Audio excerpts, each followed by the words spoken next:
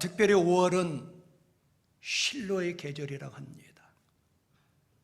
계절의 여왕 5월, 또 서정시를 쓰는 5월, 생명이 약동하는 5월도 오늘이 마지막 주일입니다. 세월은 마치 유수와 같다 하는데 정말 세월이 빨리 지나가고 있어요.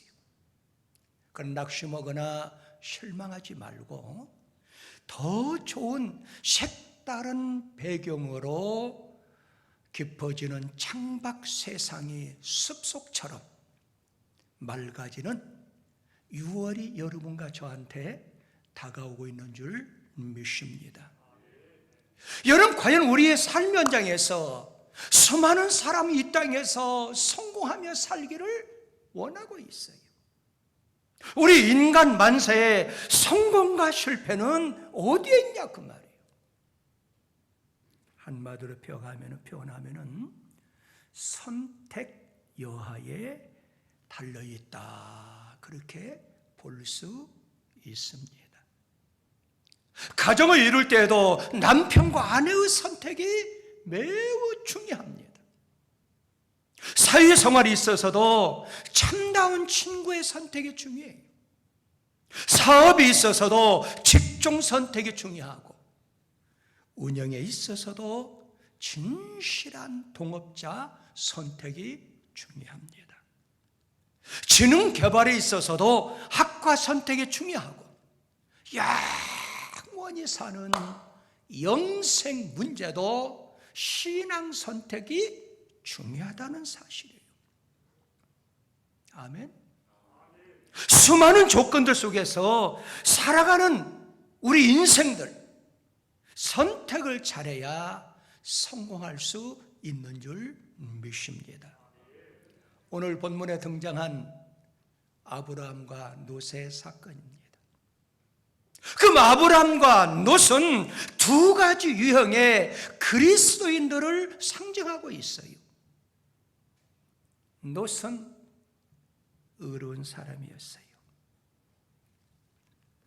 그러나 그 시각과 그 감격으로 자기 자신의 쾌락과 유익만을 바라보고 살아가는 사람들이었어요. 그러므로 수십 년 동안 교회를 다녀도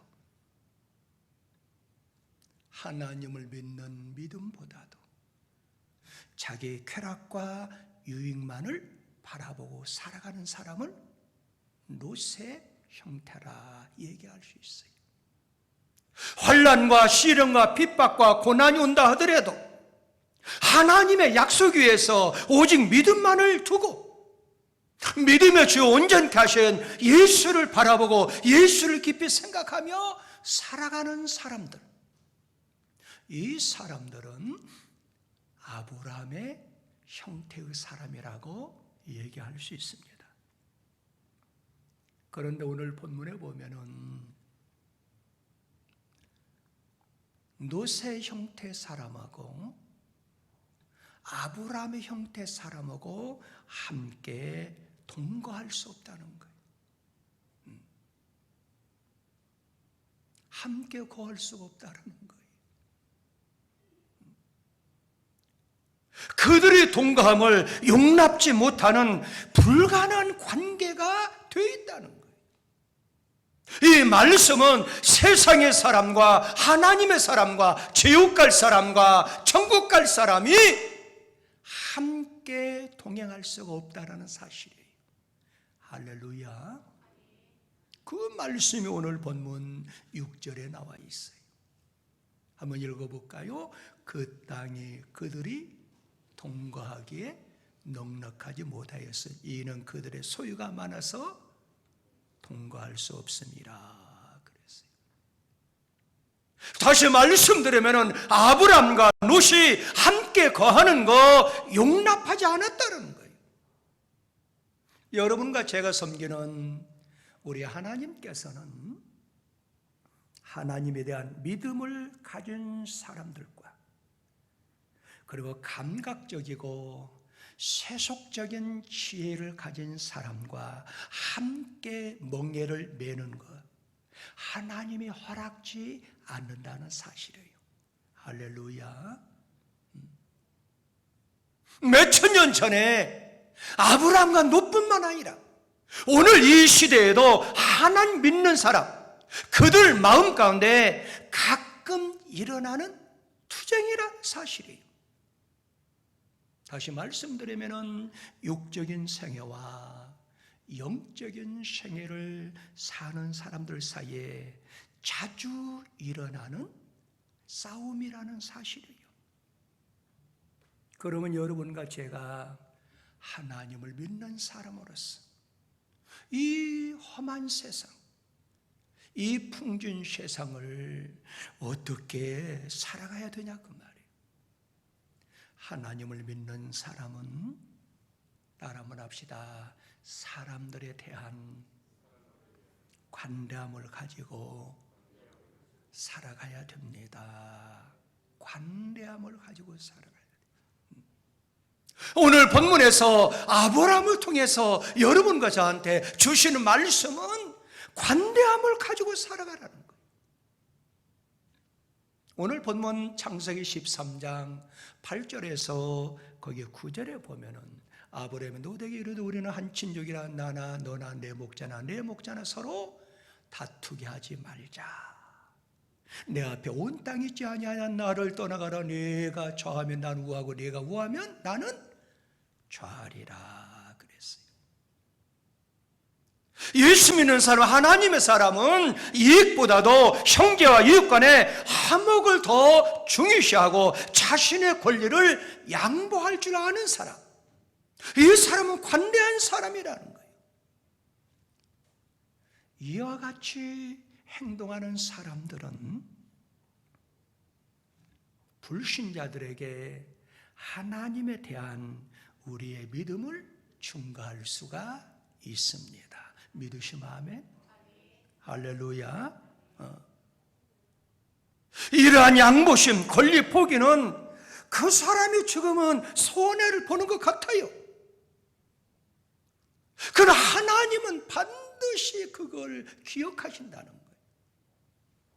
하나님의 말씀을 따르고 자신의 믿음을 지키기 위해서 희생하는 자들에게 하나님께서는 언젠가는 반드시 그들의 권리를 되찾게 해줄 뿐만 아니라 더 큰 축복으로 하나님이 보상해 주십니다. 아멘. 네. 반드시 하나님이 희생하는 자에게 보상을 주신다는 거예요. 어떤 나라에 왕이 살고 있었어요. 그런데 이 왕은 존경과 사랑을 받는 훌륭한 왕이었어요. 과거나 미래나 현재든 왕이나 대통령 권세는 대단합니다. 그런데 이 왕도 사람인 거로 다 만족할 수는 없어요. 세상의 명예와 권세와 물질과 모든 걸 갖추진 것 같은데, 그러나 이 왕에게도 어려움이 있었어요. 수많은 백성들에게 존경과 사랑을 받았지만은 왕에게는 외동딸이 한 명뿐이 없었어요. 그런데 이 외동딸이 건강해서 아름답게 성장하면 얼마나 좋아요. 그런데 이 외동딸이 20대가 돼가지고 많은 의사들이 치료하려고 해도 고칠 수 없는 병이 걸려가지고 죽기만을 기다리는 외롭고 적막한 딸을 둔 왕이었어요. 덕망이 있고 인자스러운 사랑이 많은 이 왕에게 수많은 백성들은 안타까워했어요. 우리 왕의 공주님이 빨리 회복이 돼야 되는데. 그래서 한 신하가 얘기를 했어요. 왕이여, 혹시 모르기 때문에 전국에 이 소식을 알려야 됩니다. 그래서 포고문을 붙여주십시오. 그랬어요. 왕의 최선을 다해 보았지만은 모든 의사들도 고칠 수가 없었고, 그래서 포고문을 발표를 했어요. 내 유동딸을 병을 치료하는 그 사람은 내 딸과 결혼을 시켜주고, 그뿐만 아니라 나의 왕으로서 나이가 들어서 이 사역을 감당하기 힘드니까 나의 후계자로 삼겠노라. 그래서 포고문을 딱 붙여놨어요. 그런데 아주 깊은 산골에 삼형제가 살고 있었어요. 첫째 장남은 저 멀리 볼 수 있는 만원경을 보고 있었어요. 가지고 있었어요. 그런 만원경으로 보니까 포고문이 보이는 거예요. 자세히 읽어보니까 그런 내용이에요. 그래서 이 첫째 장남이 둘째를 부르고 막내 셋째를 불러가지고 얘기를 했어요. 내가 이 만원경으로 저 멀리를 보니까 왕의 포고문이 붙어 있더라. 빨리 공주를 치료하자. 그런데 둘째는 마법을 쓰는 융단을 가지고 있었어요. 급히 마법을 쓰는 융단을 펴고 세 사람이 그 융단을 타고 급히 왕의 궁전까지 갔어요. 그리고 셋째는, 막내는 무슨 병이든지 치료할 수 있는 마법의 사과를 가지고 있었어요. 그래서 그 사과를 가지고 왕의 유동딸인 공주한테 먹여서 공주가 회복이 되었어요. 온 백성들은 축제 분위기였어요. 인자스러운 사랑이 많은, 덕망이 많은 왕의 딸 공주가 살아났다. 축제 분위기였어요. 그런데 왕으로서는 근심이 생겼어요. 분명히 포고문에 내 딸을 치료하는 자와 결혼을 시키고 그리고 나의 후계자로 삼겠다고 했는데, 이 장남과 둘째와 막내 세 사람이 다 수고를 했는데, 이 세 사람 가운데 누구를 선택해서 사유로 삼고 후계자로 삼냐, 그 말이에요. 이게 탈무드에 나온 이야기입니다. 만일 여러분들이 왕이라 하면은 어떤 사람, 장남입니까? 아니면 둘째입니까? 아니면 막내 세 번째입니까? 누구를 선택해서 나의 사유로 삼고 후계자로 삼겠냐, 그 말이에요. 그때 왕은 지혜로운 사람이었어요.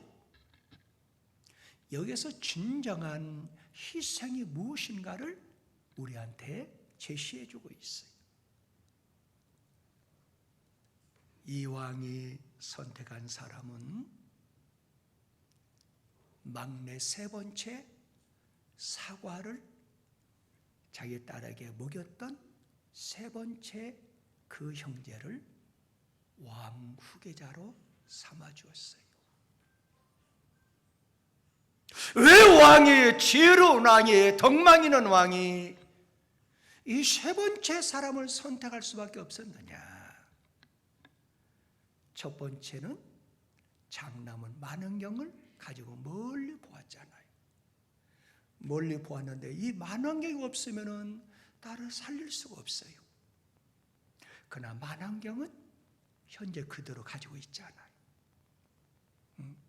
만원경을 멀리 봤다 하더라도 왕이 거하는 궁전까지 빨리 갈 수가 없어요. 몇 달이 걸리고 수십 년이 걸릴 수가 있어요. 그런데 둘째인 마법을 쓰는 융단이 있었기 때문에 빨리 가서 도착할 수 있었어요. 그러나 역시 융단도 그대로 가지고 있잖아요. 근데 세 번째 막내인 그 사람은 사과, 딸에게 먹였잖아요. 그런데 그 사과는 없어요. 사라졌어요. 그래서 왕이 명령을 내렸어요. 만응용도 그대로 남아있고 융단도 그대로 남아있는데 사과는 공주가 먹어버렸기 때문에 남아있지 않다. 그래서 이스라엘 백성들은 진정한 희생이라 하는 것은 바로 남아있지 않는 것, 그게 진정한 희생이라는 거예요. 다시 말씀드려서 진정한 희생은 내가 손해를 보는 것이 진정한 희생이라고 탈무드에 나와 있어요. 아브라함은 자신의 믿음을 지키기 위해서 자신의 권리를 포기했어요. 자신을 양보했어요. 그리고 희생했어요. 이 땅에서 진정한 희생자가 누구였어요? 예수 그리스도였어요. 오직 예수만이 자기의 몸을 십자가에 희생시켰어요. 그러므로 예수를 믿는 자마다 구원함을 얻고 새 생명을 얻고 영생함을 얻을 수 있는 거예요. 왜? 그분만이 우리를 위해서 희생하셨기 때문에 그래요. 우리 사랑하는 성도 여러분, 우리도 아브라함의 위대한 관대함을 배워가지고 아브라함의 관대함이 여러분과 제 관대함이 되기를 소망합니다. 그뿐만 아니라 아브라함은 뭘 선택했을까요? 아브라함은 화평을 선택한 사람이에요. 여러분 오늘 본문 창세기 13장 바로 6절에 보면 이렇게 나와 있어요. 그 땅이 그들을 통과하게 넉넉하지 못하였으니 이는 그들의 소유가 많아서 통과할 수 없습니다. 그런데 8절에 보면 이렇게 나와 있어요. 아브라함이 노대에 이르되 우리는 한 친족이라 나나 너나 내 목자나 내 목자 서로 다투게 하지 말자 그랬어요. 아브라함의 사상은 다투거나 싸우지 말고 둥글둥글 화평을 이루며 사는 게 아브라함의 철학이고 아브라함의 사상이라 그 말이에요. 우리는 진실된 원칙을 희생할 수 없지만은 자기 입장만 생각 말고 화평을 추구하며 살아가야 될 줄 믿습니다. 사도 바울은 고린도 교회에 편지하기를 고린도서 7장 15절에 보면은 이렇게 나와 있어요. 믿지 아니하는 자가 갈리거든 갈리게 하라 형제나 자매나 이르내 구해줄 것 없느니라. 그러나 하나님은 함께 있습니다. 하나님은 화평 중에서 너희를 부르셨느니라 그랬어요. 하나님이 여러분과 저를 부른 것은 화평 중에 불러줬다는 거예요. 우리가 섬기는 하나님은 오직 화평이신 하나님이라는 사실이에요. 그래서 고린도서 14장 33절에서 하나님은 무질서의 하나님 아니시오 오직 화평의 하나님이시라 그랬어요.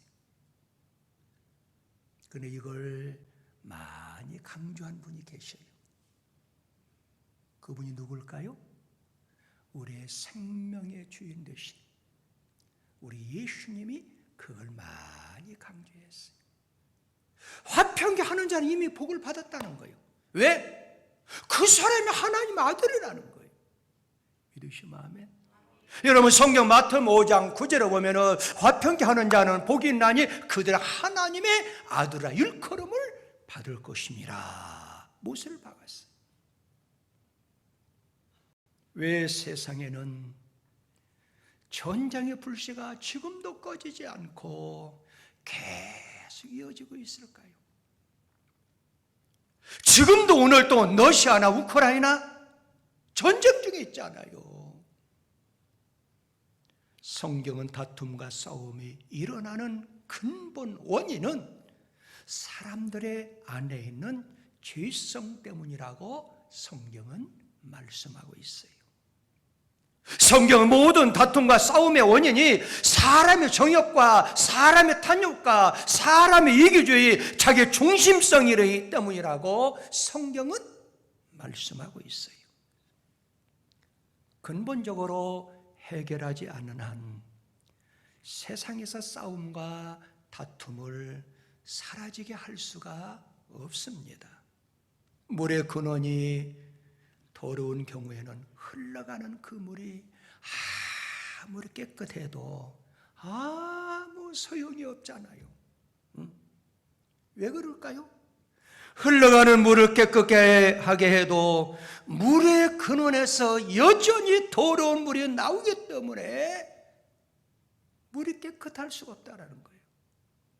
그러므로 깨끗게 할 수 있는 그 비결은 물의 근원을 먼저 정결케 해야 된다는 사실이에요. 아멘. 조직이나 기관을 세우기보다도 성령님을 통해서 사람의 마음을, 근본을 바꾸는 것이 먼저 이루어져야 될 줄 믿습니다. 할렐루야. 요즘에 여러분 러시아와 우크라이나 얼마나 수많은 사람들이 죽어가고 있어요. 왜 그럴까요? 인간의 죄성 때문에 그렇다는 거예요. 예수를 믿는 기독교 안에도 예수 믿는 사람끼리 좀 더 서로 이루하고 서로 사랑하고 서로 관대함을 가지고 살아가야 되는데, 예수를 믿는다고 예수 이름을 가지고 교회에 나오지만은 교회 안에도 보이지 않는 전쟁과 싸움이 일어난 경우가 얼마나 많은지 몰라요. 우리 기독교인들은 서로 싸우지 말고, 서로 비방하지 말고, 서로 판단하지 말고, 서로 정죄하지 말고, 하나님의 주권인데 하나님 앞에 맡겨야 될 줄 믿습니다. 제가 우리 총회의 2단 대책위원으로 조사처리위원장으로 제가 있는데 많은 교회들을 봐요. 생명을 내걸고 열심으로 목회하는데 어떤 사람은 자기 사람이 아니라 해가지고 이단으로 정죄하는 사람들이 얼마나 많은지 몰라요. 제가 그런 모습들을 보면서 마음이 너무 안타까워요. 더더욱 많은 사람들은 하나님 말씀이 중요하다고 얘기해요. 맞아요. 말씀이 중요해요. 말씀이 교과서가 돼야 돼요. 말씀으로 살면 나침반이 돼야 되고 말씀이 표준이 돼야 돼요. 그건 분명한 거예요. 그러나 하나님의 말씀을 가지고 남을 정죄하라고 하지는 아니했어요. 남을 판단하라고 아니했어요. 그런데 오늘날의 많은 사람들은 하나님의 말씀을 안다 해가지고 하나님 말씀을 가지고 너무 판단하고 너무너무 정죄를 많이 해요. 말씀을 받은 곳이 어디였어요? 신의 산이었어요. 말씀을 연구하고 말씀을 받고 말씀대로 행하고 중요해요. 신의 산에 머물러 있으면 안 돼요. 이제는 내가 말씀을 받았어요. 말씀을 간직했어요. 그런 말씀이 삶의 지표가 되는 거 중요해요. 그러나 신의 산에서 좀 내려와야 돼요. 신의 산, 말씀의 산에서만 머물르지 말고 이제는 우리는 다른 산으로 올라가야 돼요. 예수님이 올라갔던 산은 갈보리 산이었어요. 그 산은 희생의 산이었어요. 그 산은 사랑의 산이었어요.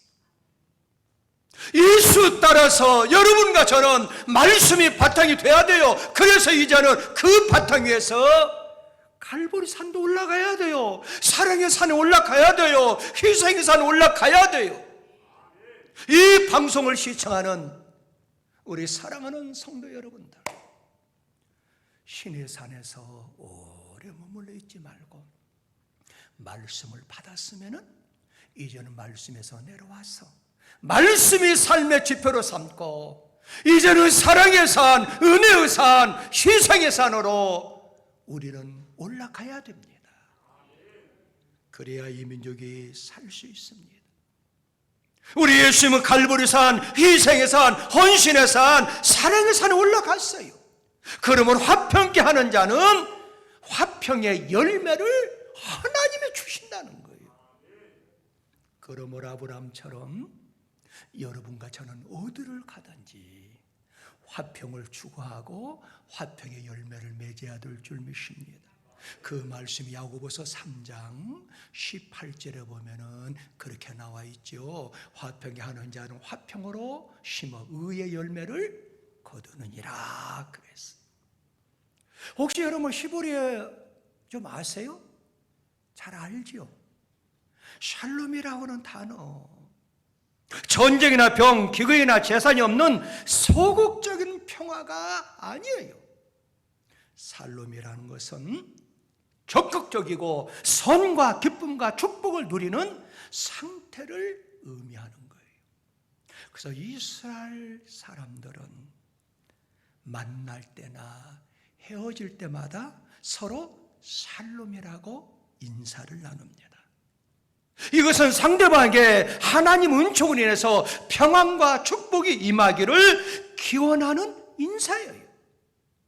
그러므로 여러분과 저는 항시 나뿐만 아니라 상대방도 항시 평화가 넘치도록 우리는 기원해야 된다고 말이에요. 그게 무슨 단어라고요? 샬롬이라고 하는 단어예요. 우리 한번 옆 좌우로 살피면서 인사 한번 하겠어요. 샬롬. 이 말은 무슨 말이요? 평안과 축복이 임하기를 기원합니다. 그 말이에요. 평화를 유지하자 그 말이에요. 마지막으로 따라 한번 합시다. 아브라함의 양보. 예, 아브라함의 양보예요. 아브라함은 양보를 선택했다 그 말이에요.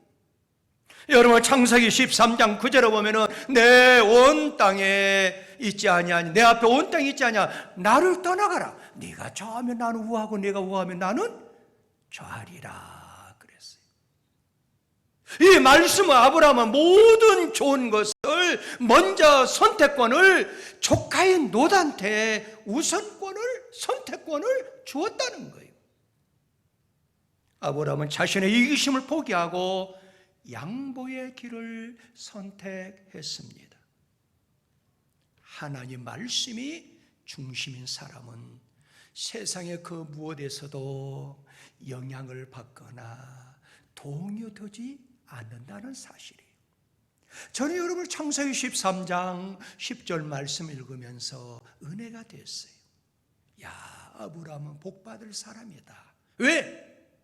그 환경과 그 형편과 그 현실은 동요될 수밖에 없어요. 한번 13절 읽어볼까요? 자, 13장 10절입니다. 시작. 이엔 13장 10절입니다. 자, 잘 펴놨어요. 13장 10절.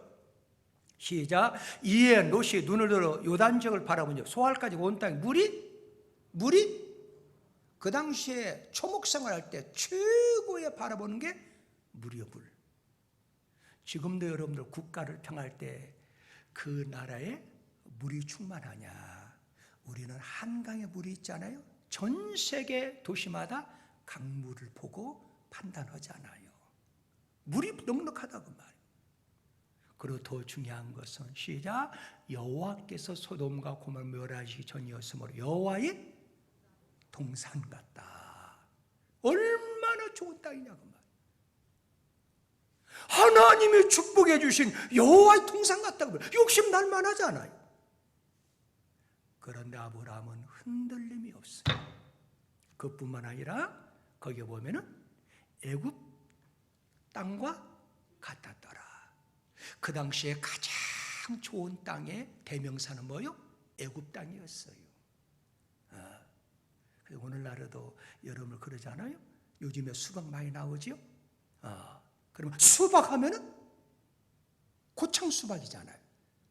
그래서 맛있으면은 고창이 안 붙어 있어도 어머나 맛있다, 이거 고창수박인가? 그렇게 하잖아. 왜? 너무 맛있으니까. 마찬가지라고 말이야. 애굽 땅이 아니라 하더라도 땅이 너무너무 좋으면 이거 애굽 땅 같다, 그렇게 땅이 좋다는 거예요. 그런데 아브라함은 그 현실에, 그 환경에, 그 형편에 흔들림이 없었다는 거예요. 전혀 영향이나 전혀 동요되지 아니었다는 거예요. 이게 믿음의 사람들의 모습이에요. 오늘날의 많은 사람들이 예수를 모태 신앙이네, 또 4대째 예수 믿었네, 돈 몇 푼에 신앙이 흔들려버려요. 세상의 명예 앞에, 권세 앞에, 물질 앞에 얼마나 동요되는 사람이 많아요. 그러나 아브라함의 신앙은 전혀 영향을 받거나 동요되지 아니했다라는 거예요. 더 중요한 것은 한마디 불평도, 섭섭한 그 감정의 표시도 전혀 성경에서 볼 수 없다는 거예요. 이건 지극히 겸손한 자세로 자기에게 돌아온 그 땅이 하나님께서 주신 분깃으로 여기고 감사했음을 볼 수 있어요. 사랑하는 성도 여러분, 우리도 이렇게 살 수 없을까요? 이렇게 살기만 하면은 하나님이 갚아주시고 하나님의 아브라함이 주셨던 그 복도 우리한테 오는 줄 믿습니다. 그 복이 어떤 복이냐고요? 창세기 13장 14절 15절에 보면은 롯이 아브라함을 떠나는 여호와께서 아브라함에게 이르시되 너는 눈을 들어 너희 있는 곳에 북쪽과 남쪽 그리고 동쪽과 서쪽을 바라봐라. 그 다음 시작. 보이는 땅을 내가 너와 내 자손의 손에 영원히 이르리라 그랬어요. 아브라함 대도 복을 주시지만은 그 자손한테 영원히 하나님이 복을 주신다는 거예요. 그 축복의 역사가 여러분들한테 나타나길 성부와 성자와 성령의 이름으로 축복합니다.